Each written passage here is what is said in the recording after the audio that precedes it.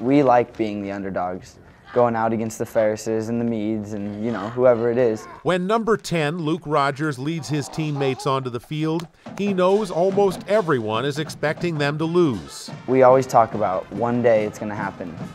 And whether it's my class next year or it's the 8th grade class coming in their sophomore, junior, senior year, it's going to happen. And when it does, Rogers ain't the underdogs anymore. It did not happen this season.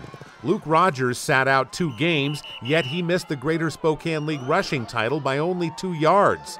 He did this on a team that's won 1 league game in 2 seasons.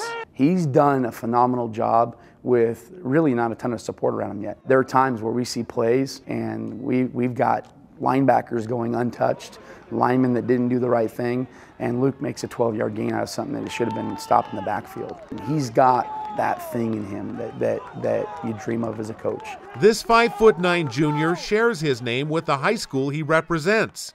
To most, a quirky coincidence, but his coach sees it as a perfect match. At a school like Rogers, where we've got a reputation for some tough kids that have come through here, he's the toughest. Not just physically tough, but mentally tough. He has a drive. You can't break him. I've never seen him broken. That may be his greatest asset, but it was almost his downfall from the time he first walked through the doors at Rogers High. The first time I think I met him, he was a freshman in my advanced conditioning class. He told me he was playing football, and you know, if I had let him keep talking, he'd have told me what position and how many carries he'd get a game and everything. But you know, it said a lot about just kind of that drive that he has, but also kind of that arrogance and a little bit of that punk that was in him. A little bit of punk is great on a football field, and during Luke's freshman season, Coach Matt Meathy realized what he had. This kid's more than just a freshman football player that's kind of a punk in school. He could be a big part of what we're doing here and possibly help change this whole thing at Rogers athletically. But academically, that little bit of punk was not going over so well. Luke was fighting in the hallways and mouthing off in the classroom. I'd get emails from teachers going, "You wouldn't believe what he just said to me," or I had to send him out in the hall again today, the 3rd day in a row, because I can't stand the kid. Then and now, Luke has made no bones about what he sees as the problem.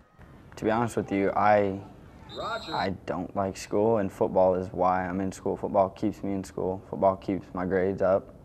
But I'll never like it, and that's the only place I actually am causing big trouble. There was also trouble at home. Luke's mother had dealt since childhood with his lack of respect for authority. No matter who it's from, he just feels this entitlement to respect, and no matter who it is, adults especially, if he doesn't get it, he feels like in some way or another he'll just take it. At the end of her rope last spring, this single mom took her concerns to the one adult she knew her son respected. I think for her, it got to a point of frustration with just going, I've been doing this now since he was a wee little kid in grade school. We've been through everything: counseling, medication, multiple rounds of medication, you know, taking the car, taking the phone, grounding. Football really seems like the only thing that that really gets to him. Before taking football away, Coach Meathy tried something big. Last spring, we had a meeting that we called some of the guys in the building that I know Luke respects. And just all of us kind of gather, surprise him a little bit. I was definitely surprised, shocked. We had his mom come, our principal was there, and just sat down with him and said, hey, here's where we're at, bud. An intervention of sorts that had an almost immediate effect. After I realized all the people that were there for me and what they would do for me to make sure I was successful here, it honestly opened my eyes a lot. And what really got to me the most was my mom. I stayed late with just him and me and mom saying, you know, I've heard of times where you've been disrespectful to your mom.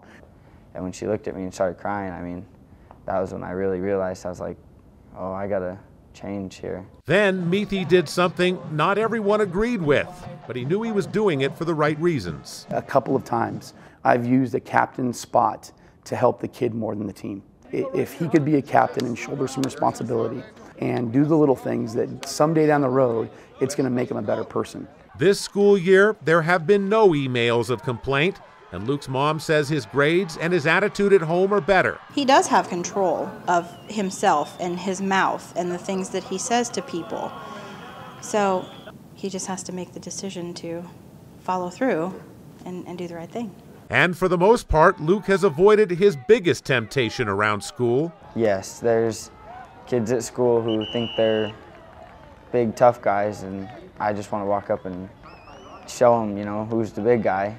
But I just got to bite my tongue and walk away. But on the football field, he says he will never walk away. I hate it when kids disrespect us because we are from Rogers. If a kid wants to get man enough to step up in my face at a game because I'm from Rogers, let's go 11-on-1 if that's what it's going to be. That chip will remain on his shoulder.